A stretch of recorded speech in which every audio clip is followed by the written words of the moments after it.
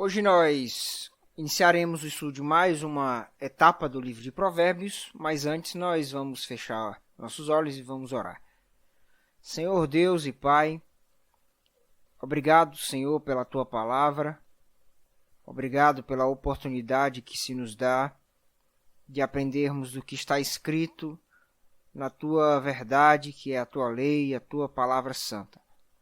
Prepare os nossos corações para compreendermos os Teus propósitos, compreendermos a Tua lei, sermos aperfeiçoados na Tua verdade e sermos mais parecidos com Cristo. Nos ajude para que nos tornemos sábios. É o pedido que te fazemos em nome de Jesus Cristo, Teu único Filho. Amém. Bom, como nós dissemos, nós entramos numa nova etapa do livro de Provérbios. O livro de Provérbios ele é composto por diversas coleções de provérbios. Muitos deles se repetem, mas eles são organizados em algumas coleções. E nós já vimos duas coleções, onde nós paramos aqui no capítulo 22, verso 16. E como você vê aí na tela, a terceira coleção começa no capítulo 22, verso 17. E ela termina no capítulo 24, no verso 22. O tema aqui são os 30 ditos dos sábios. Nós temos 30 provérbios apresentados nesta etapa e são provérbios dos sábios em geral.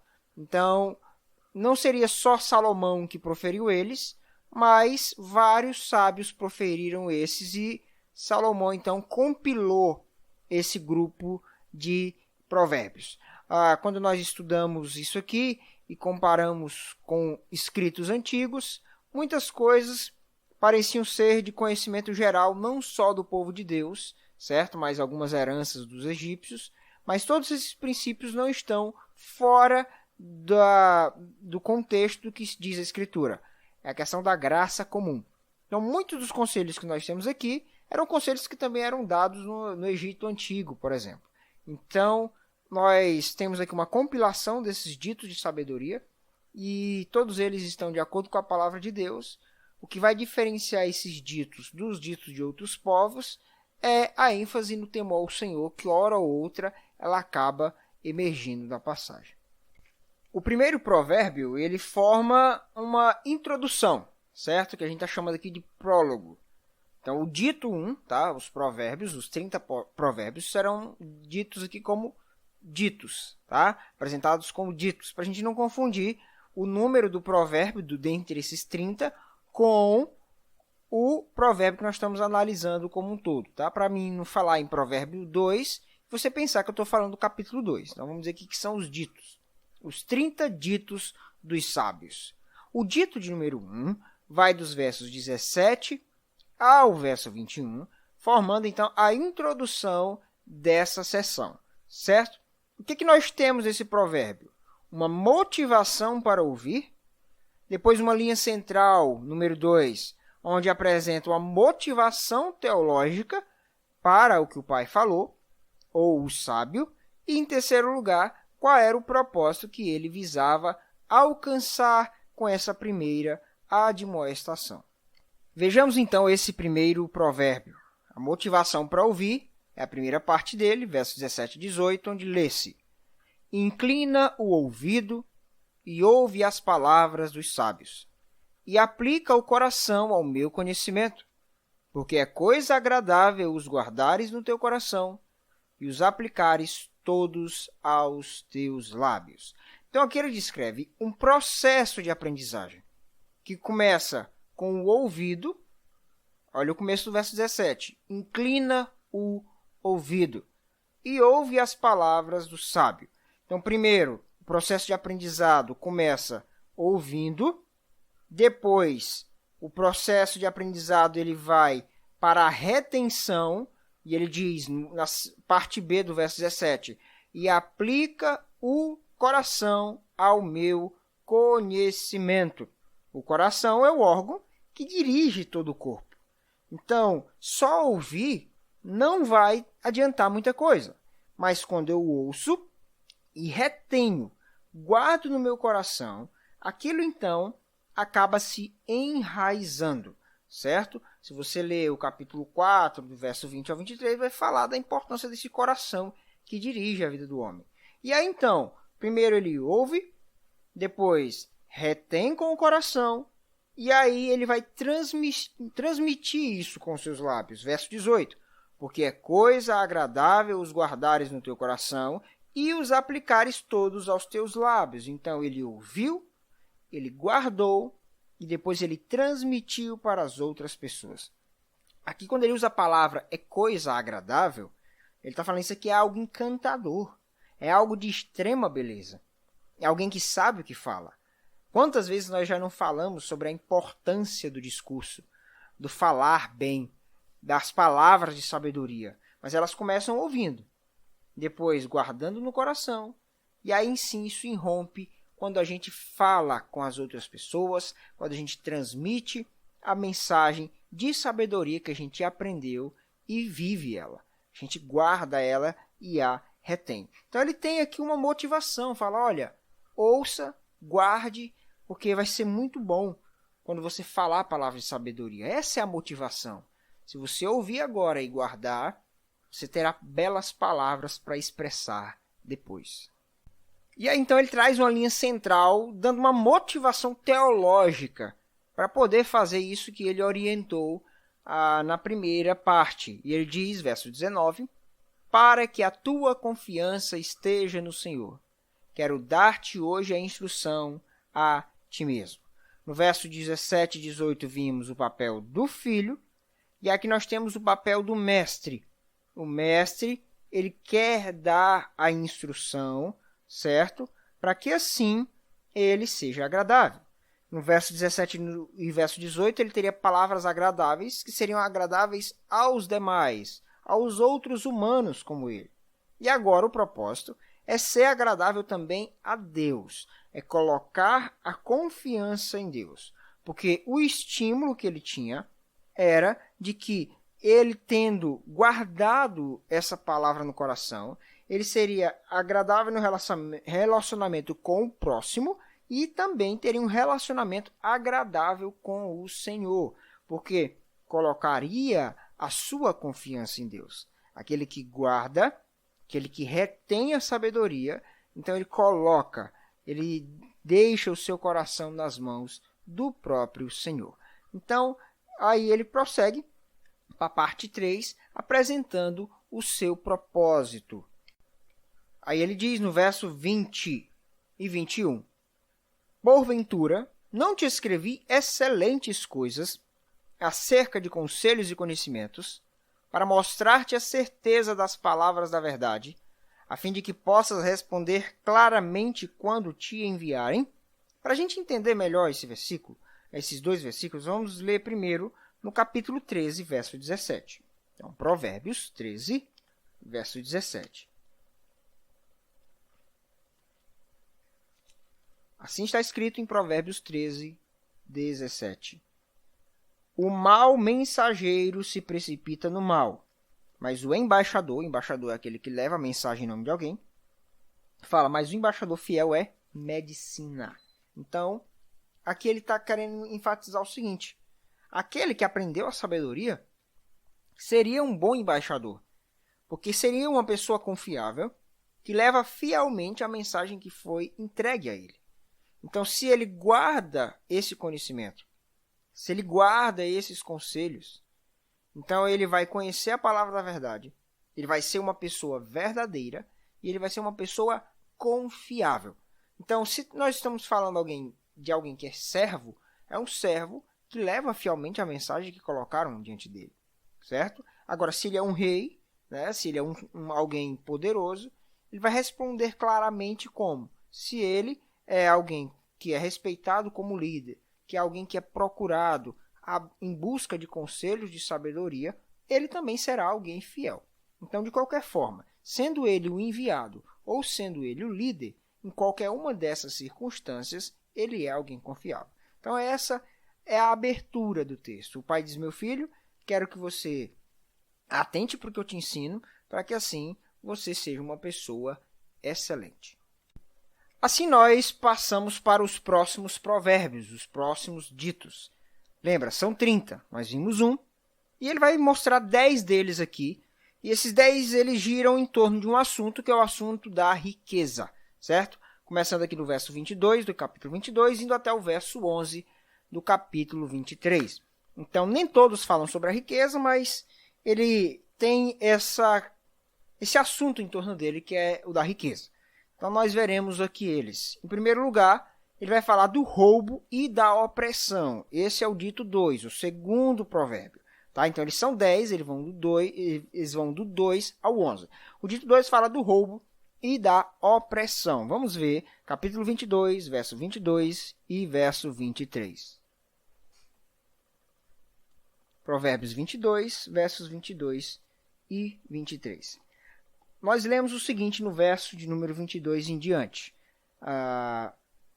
Não roubes ao pobre, porque é pobre. Nem oprimas em juízo ao aflito, porque o Senhor defenderá a causa deles e tirará a vida aos que os despojam. Ou seja, não se aproveitem daqueles que são necessitados. Não se aproveite para fazer a vida e enriquecer à custa dos mais fracos e dos mais necessitados. Não é assim que o sábio age. É assim que as pessoas do mundo costumam agir. Eles não oprimem os poderosos. Eles se ajoelham perante eles, eles servem eles dão presentes, como nós vimos no último estudo. Agora, quando ele olha para um pobre, para um necessitado, alguém de menor força do que ele, o que é que ele vai fazer? Ele vai oprimi-lo e castigá-lo. Então, ele olha para quem é mais poderoso do que ele, para quem é mais rico do que ele, e o presenteia a fim de conseguir o seu favor, como se houvesse alguma bondade nessas pessoas. Agora, o pobre, ele vê ali uma oportunidade de enriquecimento. E aí ele traz uma nota de castigo, que ela se repetirá algumas vezes, então a gente vai deixar para falar dela daqui a pouco, certo? Então o conselho é: não roube o pobre, só porque ele é pobre, ou seja, não pode roubar de maneira nenhuma. Mas a questão é que, além de ser um ladrão, ele é alguém que enxerga a oportunidade de aproveitar-se de alguém que é fraco. O dito seguinte fala da agressividade. Dito 3, que é o segundo aqui da lista de 10, no capítulo 22, versos 24 e 25. Não te associes com iracundo, nem andes com o homem colérico, para que não aprendas as suas veredas e assim enlaces a tua alma. Ou seja, não se associe com pessoas agressivas. Não esteja no meio daqueles que agridem. E, geralmente, quem é que eles vão agredir? Vão agredir os mais fracos. Então ele diga: não seja nem um ladrão, também não seja um agressor. E algo interessante aqui é que, enquanto o texto diz, no verso 23, que Deus destrói o ladrão, o agressor aqui não é Deus que destrói, é ele que destrói a sua própria vida. Veja comigo de novo o verso 25. Para que não aprendas as suas veredas e assim enlaces a tua alma. Então, eles caem no laço que eles próprios criaram. O agressivo padece pela sua própria agressividade. Então, ele está dizendo: não seja um ladrão, também não seja um homem agressivo. E para não ser um homem agressivo, não te associe com pessoas assim. Porque o fermento leveda toda a massa. E certamente a má influência dessas pessoas influenciará a sua vida e fará com que você seja alguém com essas características. Então, não te metas com essas pessoas. O provérbio seguinte fala sobre o ser fiador, um tema que nós já exploramos com bem mais riqueza aqui, mas vamos ler aqui versos 26 e 27. Não esteja entre os que se comprometem e ficam por fiador de dívidas, pois, se não tens com que pagar, por que arriscas perder a cama de debaixo de ti? Ou seja, outra forma de ficar pobre é servir de fiador. É aquela pessoa que coloca o seu nome como garantia para que outra pessoa consiga algum crédito ou se livre de alguma dívida, né? Ou tenha a promessa de pagar depois. Enfim, o fato é que eu não posso simplesmente ser um fiador porque eu confio na palavra daquele que pediu meu nome emprestado. Porque isso pode ser um perigo muito grande para a minha vida e ele vai dizer, olha, não faça isso. Porque se chegar no caso de você ter que pagar a dívida porque o seu amigo ou o seu companheiro ele não pagou, talvez você tenha que perder a sua cama por não ter condições. Então, a gente já ensinou isso aqui, o seguinte: pense muitas vezes antes de ser o fiador de alguém, e se você resolver o selo, saiba bem se você tem condição de assumir o compromisso e o prejuízo. Porque na hora que o cobrador vier, não adianta sair com raiva atrás daquele que usou o seu nome. Porque o cobrador não estará preocupado com isso. O que ele quer saber é do pagamento da dívida dele. Então, a melhor forma de sair dessa dor de cabeça é não entrando nesse tipo de negócio. E se entrar, já entrar sabendo que eu serei cobrado caso a pessoa falte comigo. A gente tem casos assim, e esse problema é o que geralmente acontece. A pessoa confia, a pessoa empresta o nome, e aí depois vai reclamar com o cobrador, quando o cobrador não tem culpa, porque a culpa é de quem emprestou o nome. Então ele vai dizer, olha, cuidado com isso, porque isso é um atentado contra a própria riqueza, contra o próprio patrimônio. Prosseguindo, então, nós temos dois ditos que vão dizer praticamente a mesma coisa, que é a questão do roubo da terra. O dito 5 e o dito de número 11, que é o último da lista de 10. Lembra, a gente já começou a partir do 2. Então, vamos ler primeiro o dito 5 no verso 28 do capítulo 22. Diz, não removas os marcos antigos que puseram teus pais. E aí nós pulamos para o dito 11, lá no capítulo 23, versos 10 e 11. Não removas os marcos antigos, nem entre nos campos dos órfãos. Então vamos só até aqui por enquanto. Bom, a ideia aqui de remover os marcos é porque a terra tinha sido dividida no tempo de Josué. E eles entraram na terra prometida, cada um deles tinha o seu lugar, a sua terra e a respectiva demarcação. E o intento aqui é dizer, olha, não caia nesse erro de pegar o marco de alguém e mudar. Pegando ali parte do lote do seu vizinho e colocando ela para você. E geralmente eles fariam isso não com um forte, porque a gente já viu agora há pouco que o roubo e a opressão costumam ser com os mais fracos. Então aqui o que ele vai fazer? Ele vai roubar a terra, ou pelo menos a parte da terra, mudando os marcos, jogando o dele um pouco mais para frente. E ele vai fazer isso de quem? Vai fazer dos órfãos, vai fazer dos pobres e dos necessitados. É aquele que talvez perdeu o pai, aquele que é muito ainda criança, mas ele tem aquela herança, mas alguém quer tomar ela porque viu ali uma oportunidade de ganância. Então, ali é a mesma ideia do roubo e da opressão do pobre. Só que aqui ele vai fazer com o órfão. Ele vai dizer, olha, não é essa a forma de progredir. Não é essa a forma adequada para você enriquecer. Então, não é por meio do roubo, não é por meio da agressividade. Colocar o nome emprestado também é um atentado contra a própria prosperidade e também roubar a terra dos outros. Então, todas essas são formas ou de se arruinar, sendo fiador, ou então forma de se enriquecer por meios ilícitos. Prosseguindo, então, vamos para o dito de número 6. Então, em meio a todos esses caminhos errados, a essas fórmulas de insucesso, ele dá um modelo de sucesso correto, que é o dito 6, que finaliza o capítulo 22, verso 29. Vês um homem perito na sua obra? Perante reis será posto, não entre a plebe. Ou seja, quando você olha para um homem perito, para um homem dedicado, que faz bem aquilo que é o seu trabalho, ele será colocado no meio dos reis porque ele se destacou. Qual é a forma de estar perante o rei? Não é por meio do roubo, não é por meio da agressividade. A maneira de ter sucesso é por meio do esforço pessoal. Isso não significa que a pessoa vai viver a vida à parte de Deus e confiar somente nele, não é isso. Mas aquele que confia em Deus e deseja progredir, ele vai fazer isso por meio do esforço e da dedicação. Essa é a fórmula bíblica de prosperidade. É a confiança em Deus e a dedicação pessoal de ser o melhor que eu puder ser naquela área que é o meu trabalho. Já dissemos várias vezes que a Bíblia não é contra a riqueza, mas que ela seja obtida pelo bom uso dos dons e capacidades que Deus nos deu, e não por meio da desonestidade, do roubo, da exploração. Os ditos seguintes, os 3 próximos, tá? Eles vão falar sobre a questão da ganância. Estamos falando desse aqui, ó, do 7, do 8 e do dito 9. Todos eles são sobre a questão da ganância.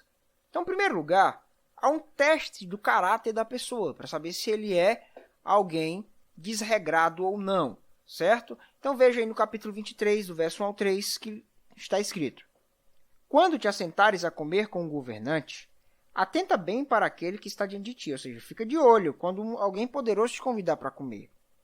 Verso 2. Mete uma faca à tua garganta se é homem glutão, ou seja, se você é alguém que é exagerado na alimentação, toma cuidado enquanto estiver na presença desse rei. Não coma como um animal desvairado.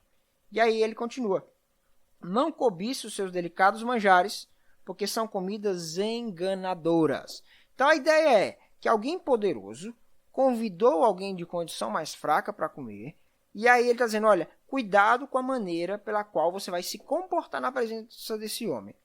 Quando ele diz que a comida é enganadora, ele está dizendo o seguinte, olha, não se iluda, porque provavelmente ele chamou porque quer lhe testar. Se um rei chama alguém para sua presença, talvez ele é alguém fraco e pobre, e aí o rei chama não porque tem interesse de que ele se alimente, mas sim de testar o seu caráter para saber se é alguém de fato confiável. Ele está dizendo, olha, quando você estiver na frente de pessoas poderosas, tome muito cuidado com a sua própria postura, porque a sua postura dirá muito sobre você. E às vezes a gente quer muito, né, progredir nas coisas, mas a nossa postura é totalmente reprovável. Então a ideia é, não pense que você é importante, mas sim saiba que você está sendo avaliado e todos os seus atos estão sendo muito bem avaliados por aquela pessoa. Então não se iluda. O poderoso te chamou para perto dele. Não se iluda pensando que ele simplesmente quer o seu bem, ele quer lhe saciar. Talvez ele até é uma pessoa boa, mas na verdade ele está testando você. Então cuidado, né? A ideia aqui é que o cara ficou muito confortável com a situação e acabou prejudicando a si mesmo pelo seu mau testemunho. Porque o seu modo de comer denunciou a sua falta de postura. E aí então ele vai falar da inconstância da riqueza. Porque, em primeiro lugar, além dele estar lá junto com aquele homem poderoso, e ali pode ser uma avaliação para ele, aí ele diz, olha, quando você estiver lá, além de se portar de maneira educada, de maneira comedida, você também tem que tomar cuidado. Porque aquelas coisas, aquelas riquezas não podem te encantar, porque elas não valem muita coisa. É o que faz expressar o verso 4 e verso 5 do capítulo 23. Não te fadigues para seres rico. Me apliques nisso a tua inteligência. Ou seja, não se empenha para isso. Não coloca a sua cabeça em enriquecer. Por quê? Verso 5. Porventura fitarás os olhos naquilo que não é nada? Pois certamente a riqueza fará para si asas, como a águia que voa pelos céus. Ou seja, não se encante demais com a riqueza. Ela não é duradoura. Ela não é permanente. Não coloque a sua mente nessas coisas. Então, cuidado quando estiver na presença dos poderosos. Não cobice aquilo que passa, aquilo que não tem valor permanente. Então, cuidado com a sua postura e cuidado com os seus desejos. E aí vem o dito de número 9, que na verdade é o 8º da nossa sequência, lembra disso. Além da pessoa que foi convidada para o banquete, né? Dito de número 7, do capítulo 23, 1 ao 3, que é aquele que força a própria influência e quer se achegar àqueles que são poderosos, do verso 6 ao 8. Não comas o pão do invejoso, nem cobices os seus delicados manjares. Porque como imagina em sua alma se ele é. Ele te diz, come e bebe, mas o seu coração não está contigo. Vomitarás o bocado que comeste e perderás as tuas suaves palavras. Então veja só, a ideia é o que não é tão simples de enxergar, mas é a pessoa que se autoconvidou para comer na casa daquele que é rico e poderoso. E pelas normas, ele teria que ser educado como um anfitrião. Mas ele vai dizer, olha, não se engana não. Só porque ele está te tratando bem, que ele gosta de você. Talvez você está forçando uma amizade, e aí muitas pessoas fazem isso, forçam amizade com pessoas poderosas, e elas nos tratam bem simplesmente por educação, e ele vai dizer, olha, não é bem assim. E aí no verso 7 ele diz, porque como imagina em sua alma, assim ele é. Então, tudo bem que ele está te recebendo bem, mas a questão é, o que é que está se passando no coração daquele homem? Que opiniões é que ele nutre? O abraço que ele lhe dá, a boa recepção que ele lhe oferece, não diz muita coisa, porque o que está dentro do coração dele é o que importa. Ele até lhe vai dizer, olha aí, continuando no verso 7, ele te diz, come e bebe, mas o seu coração não está contigo. Ou seja, eu me esforcei tanto para ficar perto daquele homem poderoso, para me achar importante. Geralmente as pessoas, quando veem um político, alguém de importância no meio da sociedade, correm para o pé dessa pessoa, vão conversar com ela, se convidam para a casa dela, como se estivesse fazendo grande coisa. E ele vai ser educado, porque ele também tem seus interesses. Ele diz, come e bebe, pode comer, se sacia, seja bem-vindo. Mas ele diz, mas o seu coração não está contigo, ou seja, ele não te convidou porque gosta de você. Então aqui ele está dizendo, olha, para de bajular pessoas poderosas. Para de se convidar para a presença desses homens. Pare de achar que eles se importam com você, certo? Então não se iluda com essas coisas. E aí ele fecha o dito 10, lembra, nós vimos do 2 ao 11. O 11º é o último, só que nós já vimos ele aliado com o outro. Então, aqui no no dito 10, verso 9. Não falei aos ouvidos do insensato, porque desprezará a sabedoria das tuas palavras.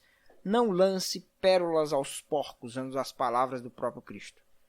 Não perca seu tempo tentando corrigir quem não quer ser corrigido. Aqui ele não está falando da riqueza, mas a gente não sabe ao bem por que ele colocou esse provérbio aqui, mas é um dos provérbios de sabedoria. A gente tem que tentar corrigir as pessoas com amor, mas sabendo que tem uns que não vão aceitar. E esses que não vão aceitar, nós temos que, a certo momento, abrir mão deles e não perder o nosso tempo.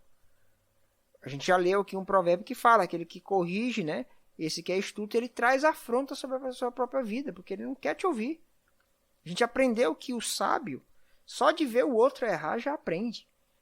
E para ele vai ser uma vergonha terrível simplesmente alguém corrigi-lo. Ele vai buscar se consertar.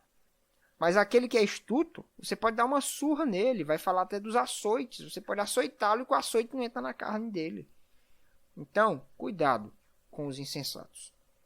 Hoje nós vamos parar nessa primeira parte, tá? Nós vimos a introdução e os 10 primeiros ditos, que vão girar em torno da riqueza. E a suma do que a gente falou é que nós temos que tomar cuidado com a forma de enriquecer. O enriquecimento não é reprovável aos olhos de Deus. Ele não é necessariamente pecaminoso, mas há alguns perigos. Porque se eu sou movido pela ganância, essa ganância ela pode fazer algumas coisas acontecer na minha vida. Em primeiro lugar, eu posso ser alguém cobiçoso, como a gente viu. E nós não podemos cobiçar a riqueza. Nós podemos ser pessoas peritas, esforçadas, dedicadas e ser colocadas perante os reis, como a gente leu, certo? Contudo, a gente não pode ser alguém invejoso ou simplesmente um cobiçador. A riqueza ela pode vir como consequência natural da nossa dedicação e de Deus abençoar o nosso trabalho. Não há nada de errado nisso. Mas que a inveja não habite em nosso coração. Que a nossa riqueza não seja fruto do nosso anseio por querer ser ricos, mas uma consequência natural da nossa dedicação pessoal. E se porventura a riqueza não vem, que nós não nos sintamos desapontados ou desprivilegiados, porque na realidade o que importa para Deus é o adquirir sabedoria cada dia mais. Além disso, que esse desejo, né, essa ganância, não nos leve ao roubo, não nos leve a negligenciar os preceitos da Escritura e nos levarem a roubar o que há ali. Especialmente a classe política, muitos têm se deixado levar pessoas até honestas que entram na política, mas que são corrompidos pelo sistema e acabam entrando na onda de castigar os mais pobres e roubá-los. Mas isso não vale apenas para essas pessoas, porque há muitos que se dizem cristãos e até levam vidas honestas. Mas quando veem uma oportunidade de ganhar muito, os olhos brilham e por um instante tentam negligenciar o incômodo do Espírito Santo no seu coração e caem no erro do roubo. Certo? Talvez não oprimem ninguém, mas de certa forma acabam sendo desonestos. Então tome cuidado com isso também. Que a gente não busque essas coisas, mas que nós nos empenhemos para fazer o que é certo, para fazer a vontade de Deus. Esse é o ensino dos sábios. Como eu disse no começo, são ensinos que não se aplicavam somente aos crentes, porque muitos desses ensinos também eram reverberados em alguns escritos egípcios. Então nós que conhecemos a palavra, então, que não podemos desejar essas coisas. Vamos encerrar com uma oração. Senhor soberano, obrigado pela oportunidade de aprendizado. Nos ajude a ter o coração no lugar correto, a que possamos, ó Pai, abandonar os sentimentos gananciosos, que o contentamento do Senhor invada os nossos corações e que, se porventura tivermos oportunidade de progredir financeiramente, que a ganância, que o orgulho, que o amor ao dinheiro não tome o lugar do Senhor em nossos corações. Ajude o teu povo, ensina-nos a viver em simplicidade e honestidade, pois isto é agradável ao Senhor. Louvamos o teu nome e continue nos ensinando, esse é o nosso pedido, em nome de Jesus Cristo. Amém.